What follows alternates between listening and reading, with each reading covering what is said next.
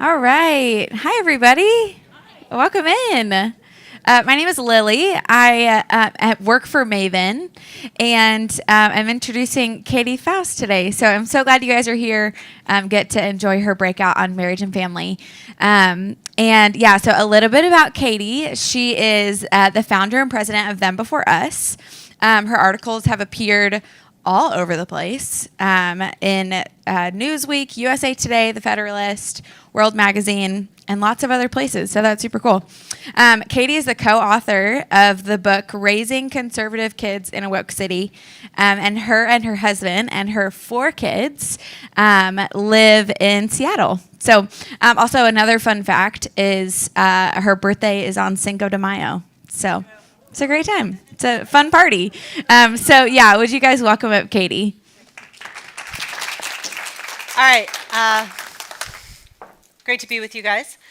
This session is supposed to be on why marriage and family is kind of at the root of the breakdown of society. So we're going to kind of kick things off with a little survey.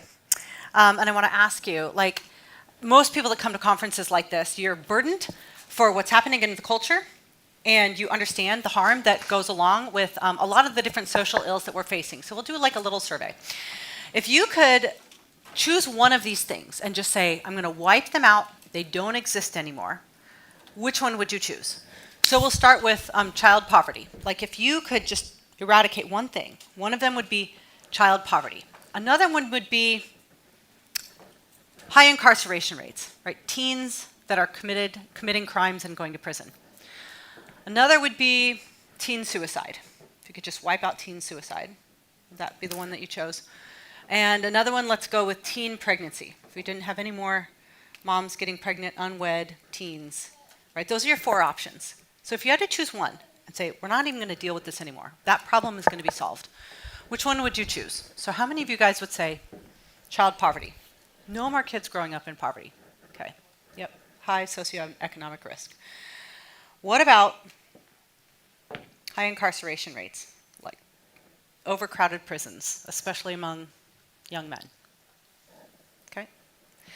What about the ones that would say no more teen suicide? Okay. Yep. Epidemic levels right now. What about no more teen pregnancies? No more babies that are having their lives at risk because they're not. Yeah. How many of you guys said, very hard for me to choose? What if you didn't have to choose? What if there was an all of the above option where you did one thing and you took care of all the rest of these? Would you do it? What if it was cheap? What if it didn't involve a couple $100 million program from the government? Would you do it? We do have that one thing.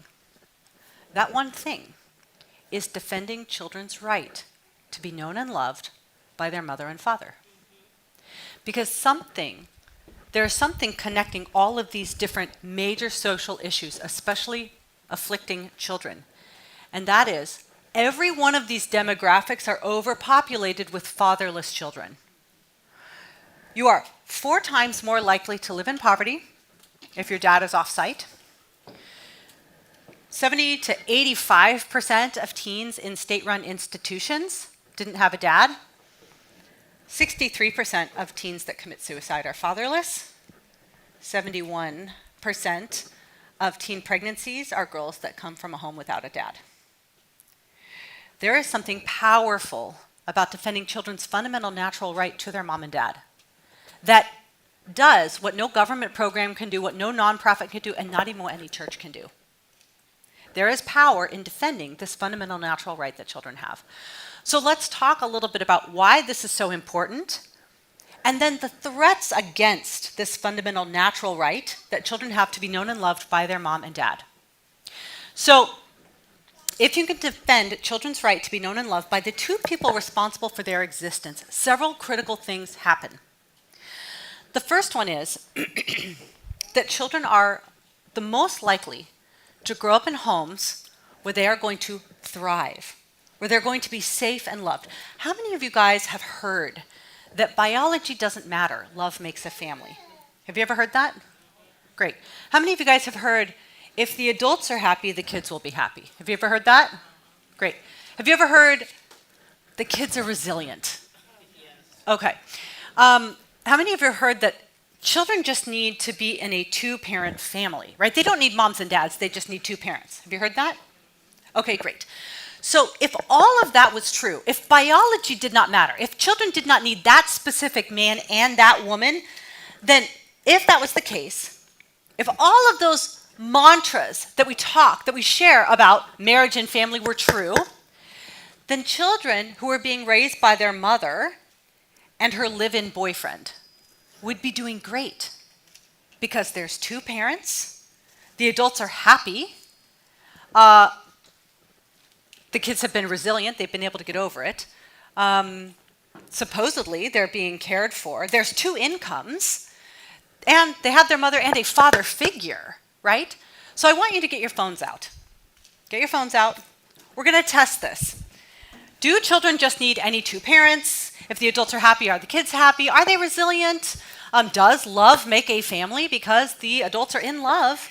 And I want you to Google the words mother's boyfriend. Google mother's boyfriend. When you get there, I want you to just shout out some of the top hits that you see when you Google mother's boyfriend. What are you seeing? Child abuse, what else?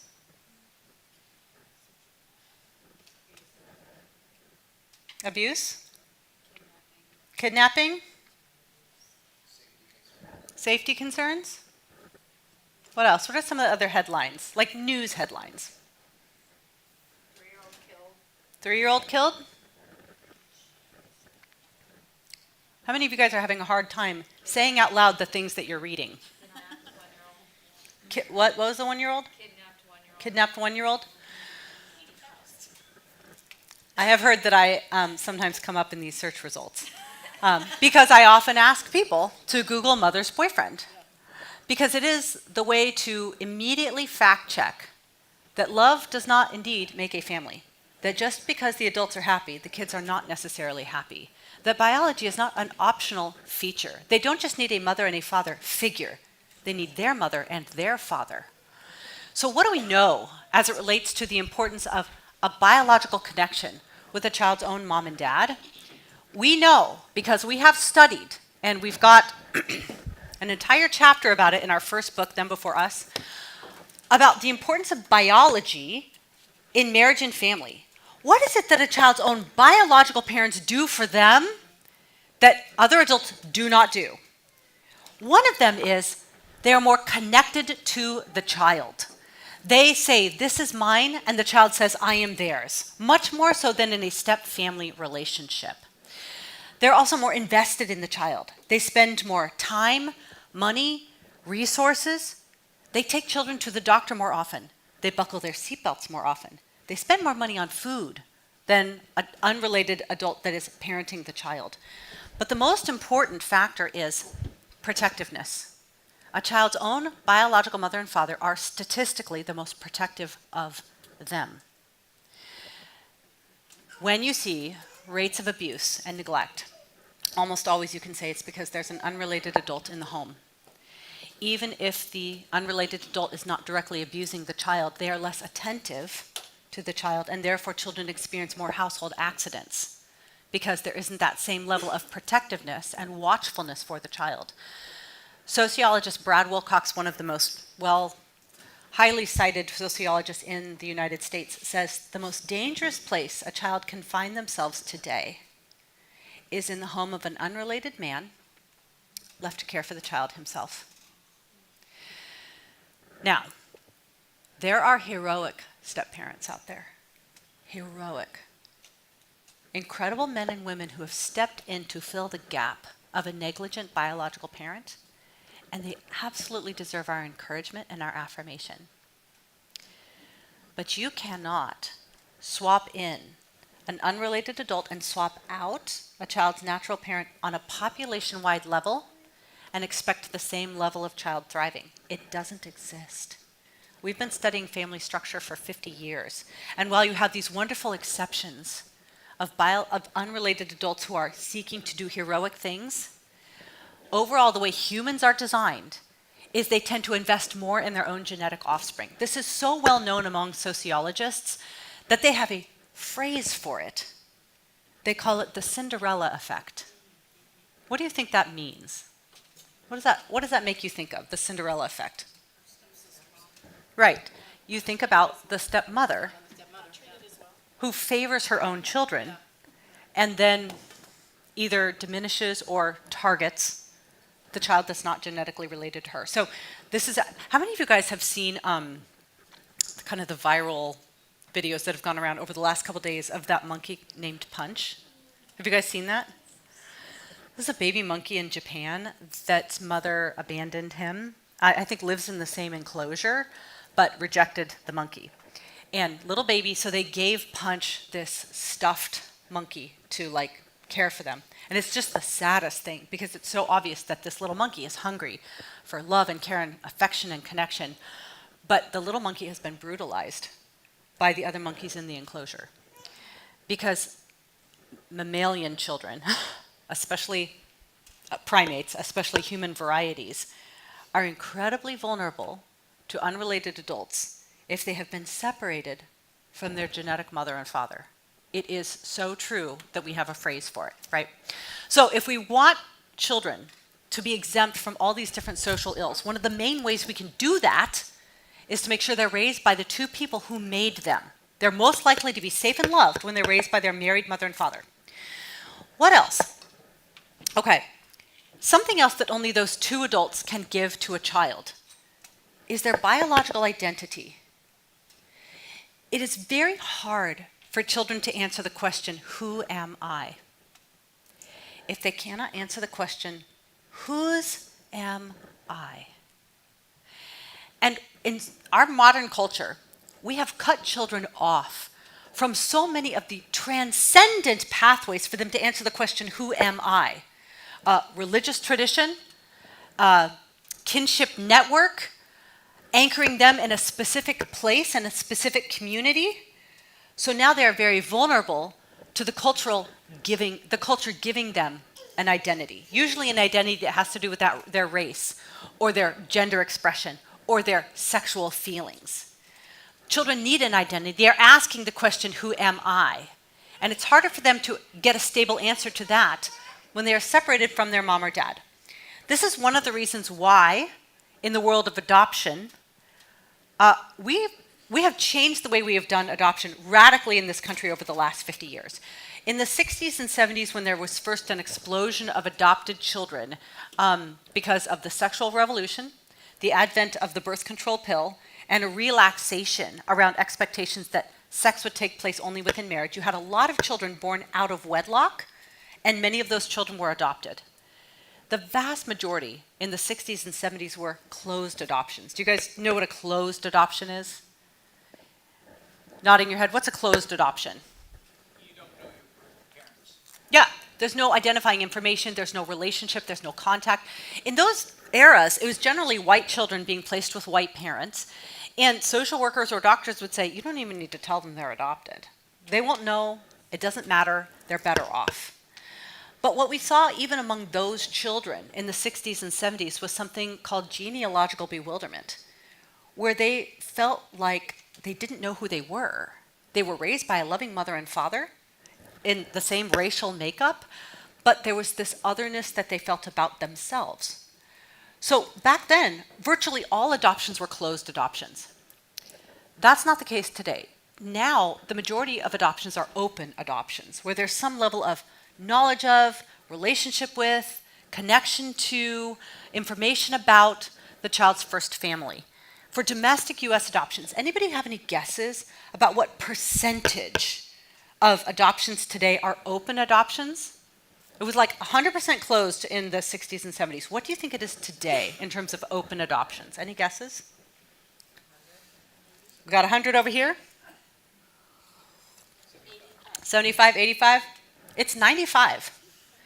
Now, both adoptees and social workers recognize that whenever possible, the child benefits from as many connections as much as possible from their child's first family, even if they can't be raised by them. That's the importance of biological identity. My husband and I have adopted Our 16-year-old is from China, and we are so grateful for him. We talk about adoption as divine plan B. The child experienced loss. We are so grateful that he has been grafted into our family. But there are some things that I can't fully compensate for. There's some questions, some needs that he has that neither me nor his father are going to be able to meet. And that is why so many adoptions these days are open adoptions. Let me illustrate this another way.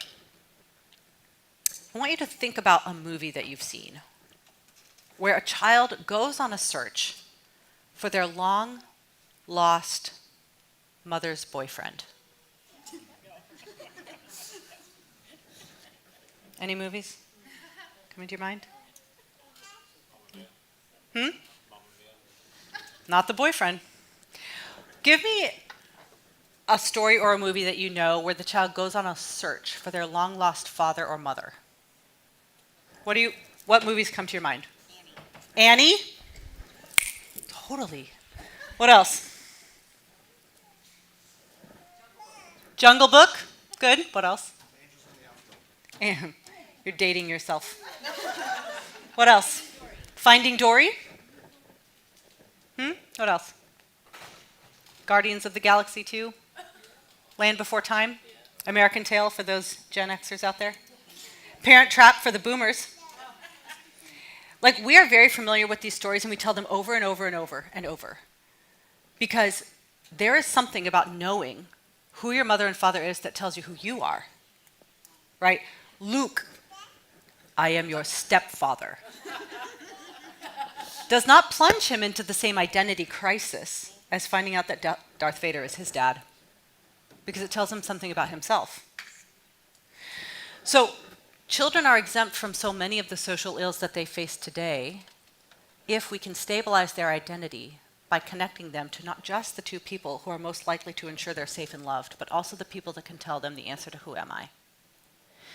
Now, the third reason why children are so much more likely to deal with behavioral issues, poverty issues, crime, teen pregnancy, high school dropout, mental health problems, if they're raised by the two people that made them, is because if they are, guaranteed, they're going to have both halves of humanity represented in their home every day, all day. Now, children do not just need caregivers. They don't just need guardians. They need a male parent and a female parent.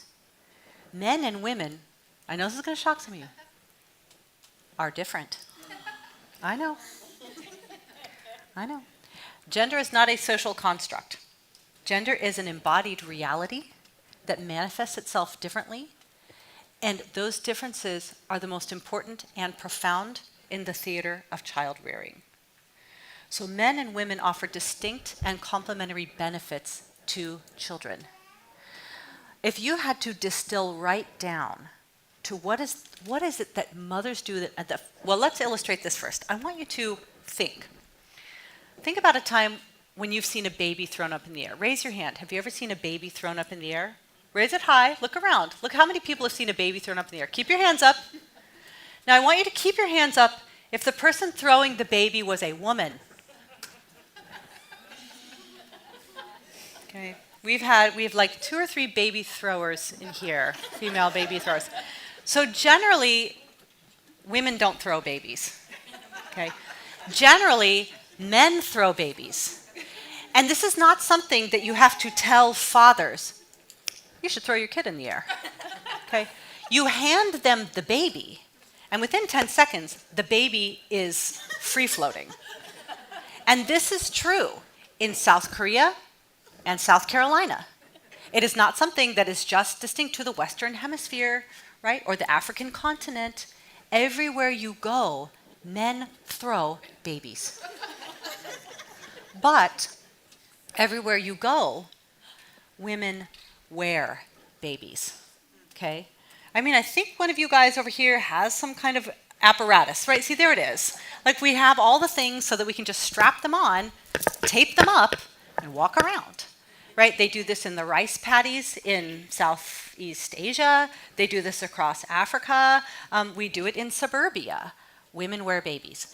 This is probably the most concise distillation of the distinctions between men and women when it comes to children.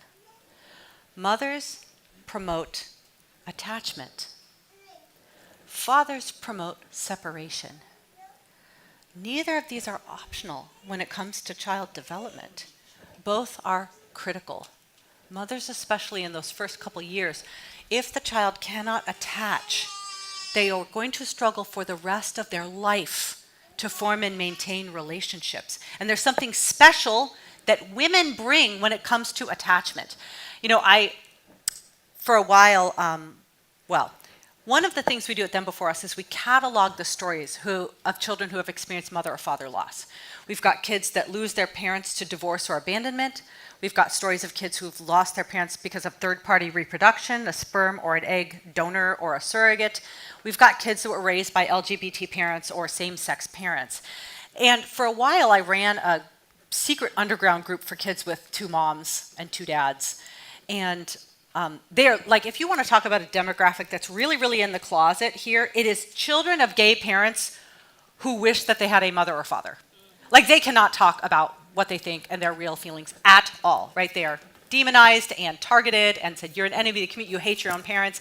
So they tend to only be able to talk about these things anonymously. But it's interesting because most of them would say, by their own admission, I had a femme mom and I had a butch mom. Like, their own words, they would say, one of my mothers was much more masculine, like butch haircut, worked on cars, liked sports, and then I had a femme mom, the one that wore the dress at the wedding, whereas my butch mom wore the tux at the wedding. And I said to them, how many of you guys feel like your butch mom that had a motorcycle and watched the Steelers, how many do you feel like that butch mom met your need for male love? And they're like, oh, no, not at all. She was a woman with a buzz cut. She didn't meet my need for a father. It's similar. You'll have men like Dave Rubin, very prominent, on the right-ish, social media star, who procured 2 children through surrogacy. And in his conversation with Jordan Rubin, he says, oh, my husband Dave, which, by the way, the nice thing about a man and a woman is very seldom do you have a couple that has the same name, right? But Dave and Dave had 2 babies through surrogates. And he said, David Janet, my husband, he's very feminine. He's very nurturing. And so he's going to be able to fulfill kind of that need that children have for the more nurturing parent. He hella won't. He actually can't. Men do not approach children, interact with children the same way that women do. What are some of those differences? Erica Komisar, who is a mothering expert, she wrote Being There, The Importance of Motherhood in the First 3 Years. She talks about how they have simulated an experiment on a man and a woman that are sleeping in a bed next to each other. They put them to sleep. And then during the course of the night, when they're sleeping, they will play a sound that sounds a lot like an infant struggling or an infant crying. Who wakes up? The mother. Within an instant, she's like, what's going on? Where's the baby? Okay. Who does not wake up? Dad. Sleeps through it, right? You can hear him, infant crying. Doesn't bother him at all. But then they'll play a noise that sounds a little bit like rustling in the leaves outside. Who wakes up? Dad. Who sleeps through it? Mom. That's right. Even their ears know the difference, right? Men and women's ears are different as it relates to what children need. They need protection from predators for dad, and they need immediate emotional connection when they're experiencing distress from mom. We've measured the responsiveness when you hear infants crying. Moms have about half the responsiveness time, right? Dads will let the baby cry a lot longer, maybe kind of throw some Cheerios their direction, see how long they'll be able to pacify the kid. Mom immediately gets up, picks the baby up, straps him on, and starts walking around. So mothers promote attachment. This is not something that a man can simply flip a switch. You're like, I'm now going to be the nurturing parent. No, you can talk with a lisp, but you are not a mother. Children need a mother. Here's the other thing. mothers tend to care for kids. The natural ways that they interact with kids, they tend to care for them. Like, for example, I am on this trip. My husband is at home with our 2 sons. Guaranteed, they are going to be eating steak and ice cream for dinner. I left them vegetables. They won't eat them. They're not going to go to bed on time. They'll probably stay up late and watch the Star Wars trilogy. I don't know, right? Mothers tend to care for kids. What are you eating? When are you going to sleep? How's your homework been done? In the early years, that has to do with a lot of micro caregiving duties, okay? So the natural interaction that moms have with children automatically hones their fine motor skills. Think about the things that if you're a mom, you did with your child. Things that lended itself to kids probably coloring, cutting with scissors. Maybe you were cooking in the kitchen, and while you were chopping the onion for the soup, you gave a stick of celery to your 3-year-old and a butter knife, and they cut the celery with the butter knife, okay? Mother interaction hones children's fine motor skills. Now think about the kind of activities dad does with kids. What are some of the things that your father did with you? I want to hear. Like, what are some of the, if you think back about your interactions with your dad, what did he do with you? Cut the grass? Like with the push lawnmower that did not have any gas and you had to like rev up and like get a running start for it? Because that was mine when I was a kid. What else? Change the oil. What else? Fishing, softball. Fishing, softball. What else? Hiking. Not a lot of that. Maybe the oil change. Not a lot of that involves this. It all involves this. Dad interaction develops children's gross motor skills. The kinds of activities that dad naturally engages in has to do with running, jumping, climbing, wrestling, swinging a hammer, setting things on fire. True or false? Right? Mothers don't tend to engage in pyrotechnics with kids. Dads do. So what you have here is you have this perfect, distinct, but harmonious developmental regime. And I mean, I could go on and on, but I think we have, like, this ends at 12:30, is that right? All right. So those are the non-negotiable realities of what it means to be a human child. They come from a man and a woman. That man and that woman maximizes their development, makes sure that they are the most connected to, invested in, and protective of them, of those kids, helps them develop their biological identity, discover their biological identity, and satisfies their need for male love and female love so they're not as vulnerable to having those needs met by outside men or women that probably don't have the same level of investment, interest, and protectiveness that kids are. Why is it that it's almost a predictable result that children who are fatherless, boys that are fatherless, get involved in crime? It's because they're hungry for a man to love them. And if that man says, I love you, kid, you can be part of our family, just run this marijuana over to the guy in the next apartment. Right? They'll find a man to love them. Or the girls who have a wonderful single mother, maybe a grandmother, that are raising her and trying to do their very best. Why are they more likely to be teen moms? Well, one is because when you don't have a father in the home, girls on average start their period 1 year earlier than girls with a present biological father. Something about the absence of a biological dad triggers an early reproductive season in a girl. Pair that with the father hunger, and they'll find a man to love them. It's just a guy who will tell them he loves them for 5 minutes on a Friday night. So these are the non-negotiables of the human child. We will either recognize and respect the fundamental realities of who children are, where they come from, what they need, and to whom they have a natural right, or we will victimize them. So we are at the place now where we are not recognizing who children are and what they need. That is because we've had 3 simultaneous revolutions in this country. The first one is a cultural revolution, a sexual revolution, where we disregarded some of the oppressive, patriarchal norms around sex that said this actually is something that belongs within a lifelong, monogamous, heterosexual marriage, It's not primarily about pleasure. It actually has a function for society that needs to be guarded because children are harmed if they're not, right? But we told ourselves that sex is for pleasure, that we need to be liberated from the expectation that sex only happens within marriage. And so sex was taken outside of that protective bounds of marriage, and that means that children were born outside of the protective bounds of marriage. So that's sort of the cultural revolution, right? But then we also had a legal revolution. We started to change the way we as a culture legally conceived of family. The first place that happened, so let's talk about specifically the overhauls to marriage. What is marriage? Why is marriage different from every other human relationship, different from the relationship we have with our friends, our siblings, our business partners, our soccer teammates? What is it about marriage that's so distinct? 3 things. It is permanent. It's supposed to last until death do part. It is complementary. It's supposed to always include both halves of the human species. And it's monogamous. It's supposed to be a one flesh union with only 2 people involved.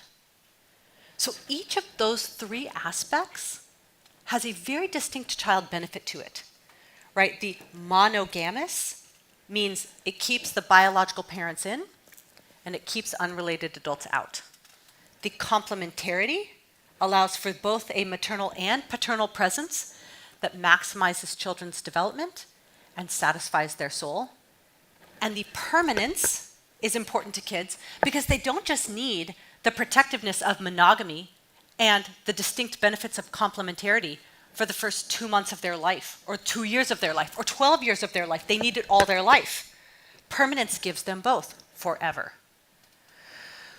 What we've done is those 3 aspects of marriage used to be acknowledged in our civil law, but we started to redefine it, beginning here in California. In 1969, when then Governor Ronald Reagan decided to institute the first no-fault divorce law in California. Before no-fault divorce, there were reasons to get divorce. It was called at-fault divorce. Somebody was at fault for breaking their vow to have and to hold, for richer or for poorer, in sickness and in health, until death do part. You were at fault if you committed adultery, if you were addicted and could not fulfill your vows, if you abandoned the family, or if you were abusive. That meant that the innocent spouse could have favor in the courts and in the court of public opinion, right? We would favor the innocent spouse legally and socially.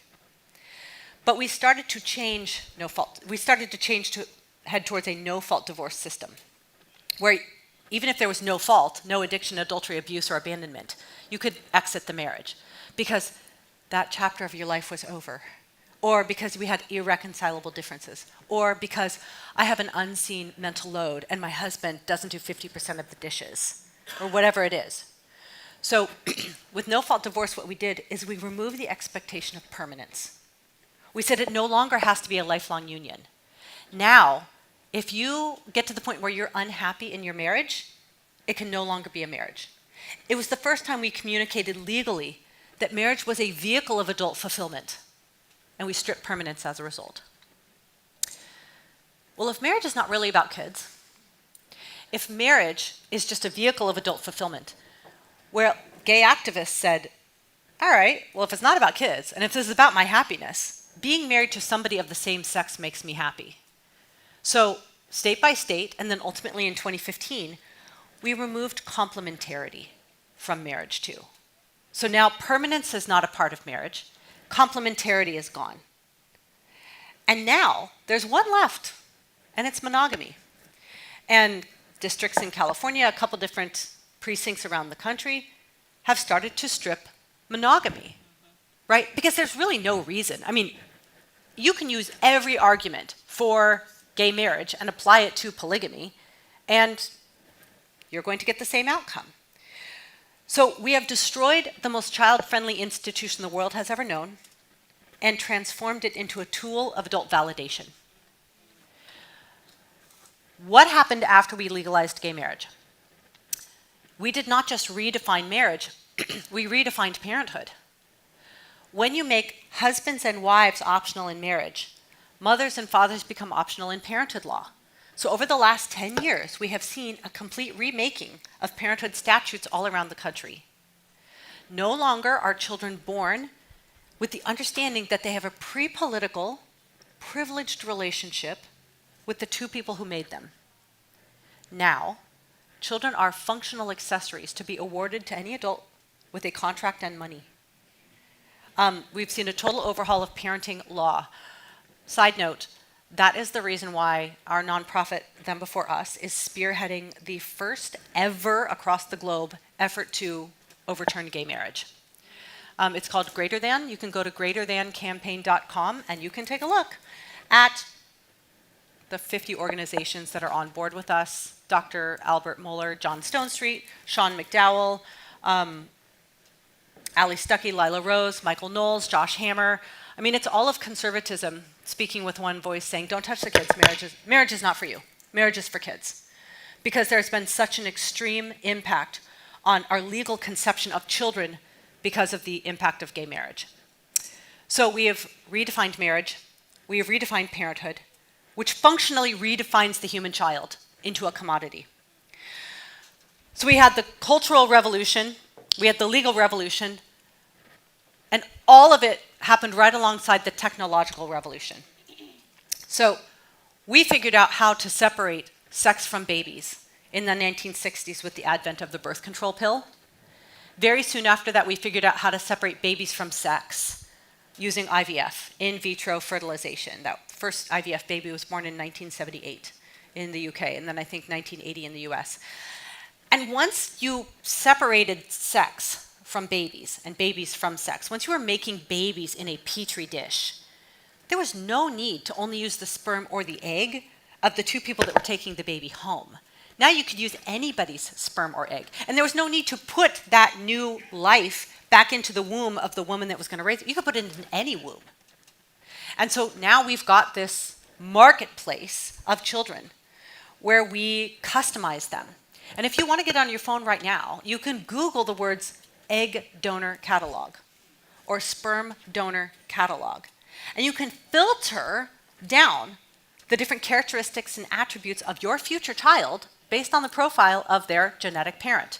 You can screen them for race, education, whether they want to be a known or unknown donor, how many vials are available to you, height, eye color. You can filter them down like you're buying a purse on Amazon. And then, in a variety of different states, you can put that child into an unrelated woman. She can relinquish her parental rights ahead of time, and you can walk out of the hospital with an unrelated child, no adoption screening, and with the full validation of Obergefell-era parenting laws. So the cultural revolution, the legal revolution, and the technological revolution has all, in essence, said children are now objects of rights. They're not subjects of rights. They're not individuals with fundamental human rights that need to be respected and protected. They're now objects to be awarded to adults that say that they want something. We've got the cultural permission slip, the legal system, and the technological ability to make it happen. So what do we need? We need a global children's rights movement. We need a new era of people to understand that risks to children go beyond just defending them from the baby-taking industry of abortion, which is very, very important. We need to understand that a new field, a new arena of warfare needs to be taken on by adults to defend children in matters of marriage and family. We're going to talk a little bit more, I think in my next breakout session, about why it's so important for us to be involved in politics, because when we aren't, children are always the victims. Christians have a distinct responsibility more than any other group, any other demographic, to defend kids. This is something Christians have done all throughout the ages in every country that we've existed, in every century the church has manifested itself. We always do two things. We protect children by pissing off adults. Okay? The threats to children change. The responsibility of the church does not. So we'll talk about that again in the next breakout session. But I'll stop here, and I should have stopped sooner, and answer any questions that you have. Yeah. What questions? Front row, 100 points. First question. Good job. When you were, that last thing you were talking about kind of designer babies, is there any research on, that lack of biological similarity, some of the negative effects that you mentioned? Is there like a detachment because of that? Yes. Question is, when you're talking about designer babies, what's the research around the detachment? So we have now a lot of children who are in their 40s and 50s, and even some in the 60s, who were children of sperm donation. Because even before we figured out IVF, we could inseminate women using other men's sperm. So we've got a lot of sperm donor kids. We've got egg donor kids, more in their 20s and 30s, because it took us a little while longer to figure out how to extract eggs from women. Sperm is very easy to access. Eggs are not as easy to access, but now we've kind of refined it and are able to do it, even though there's medical risks to the women, very clearly. So we have donor-conceived groups that have formed, and they'll do periodic surveys on like how it impacts them. Overwhelmingly, they say they are very, very interested in knowing the identity of, and especially medical profile of their biological mother or father, not because they are weird kids, but because they are human kids. And these are questions that humans ask. Who am I? Where did I come from? Who is my mother and father? Like beyond just why am I here, that's probably the second most universal questions that humans ask. Yes, they tend to struggle more with biological identity issues.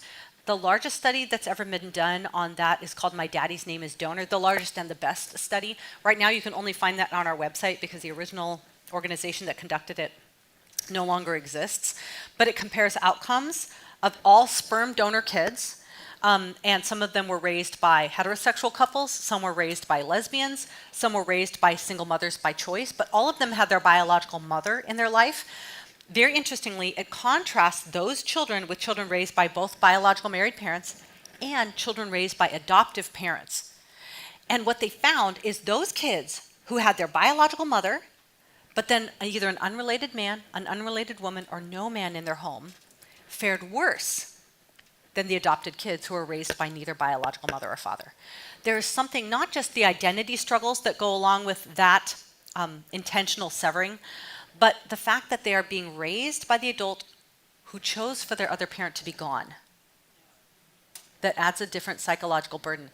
As opposed to adoptive parents, where the child is suffering, very often a primal wound, losing their birth mother, the genealogical bewilderment, maybe, of not knowing their genetic mother or father, and yet the adoptees fared better because they were being raised by adults who were seeking to mend their wound.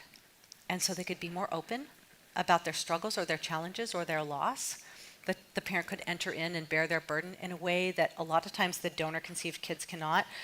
All of the stories that we've cataloged of kids created through sperm and egg donation, if they do say, I really miss my dad, I wonder who he is, or I would like to know my biological mother, I kind of feel like I've lost something.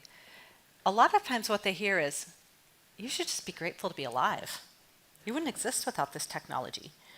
It is like this repressive emotional gaslighting on kids. Whereas if an adoptee says something like that, especially now adoptive parents are trained in like our home study, to say adoption is a process of loss where the child's going to experience it and understand it at different ways at different times, and you need to provide developmentally appropriate answers and blah, blah, blah, blah, blah, right?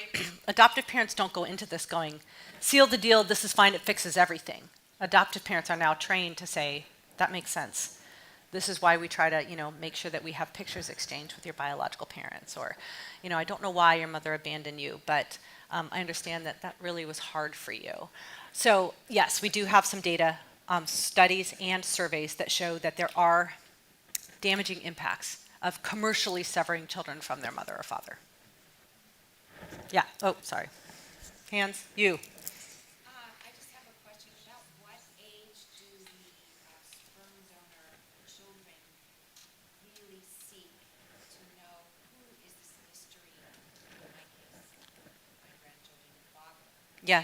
About what age? Because they're young teens now, but they are still saying, oh, it doesn't matter. Yeah.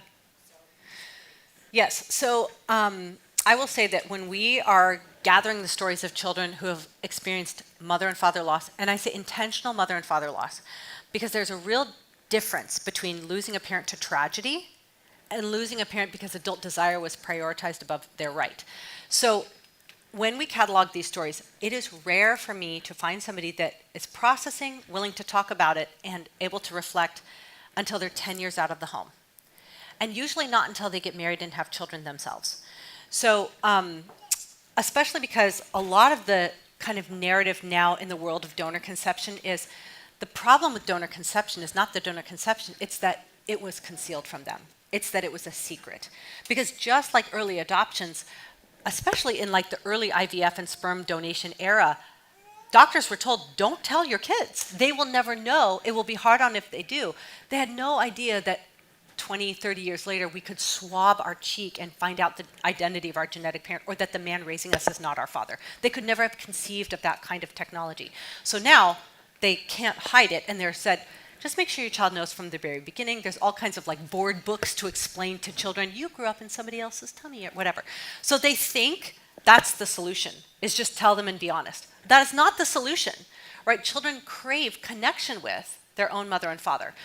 But I have found that when children are still in the home, when they're still dependent, it's very hard for them to be honest about that. And if they are honest, they're very often silenced. You know, I shared a quote a couple weeks ago of Rosie O'Donnell's 7-year-old son, who at one point said to her, I want a daddy.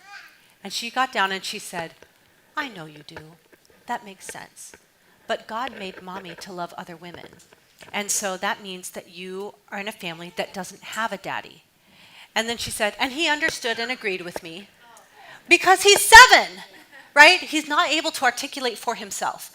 So there's a guy that was raised by 2 mothers, great guy. He's like, I tell lesbians, yeah, go ahead, make a sperm donor baby. You are going to have the most conservative son you have ever, because they're going to rebel against this female-saturated world, and they're going to gravitate to every single thing that's as masculine as they can find.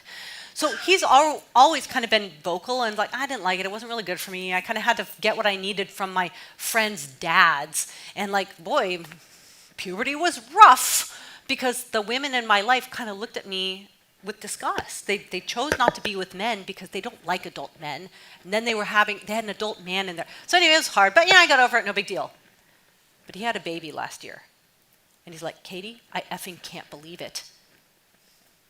I was effing robbed. I didn't know that this is what it was like.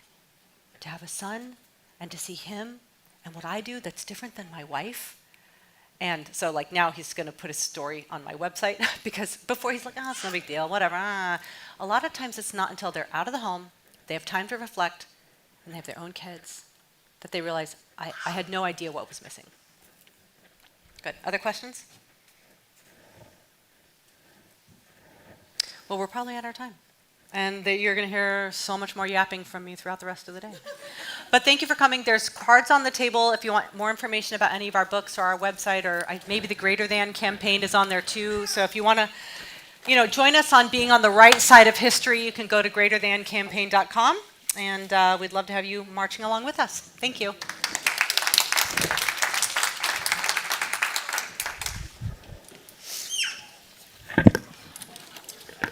Great stuff.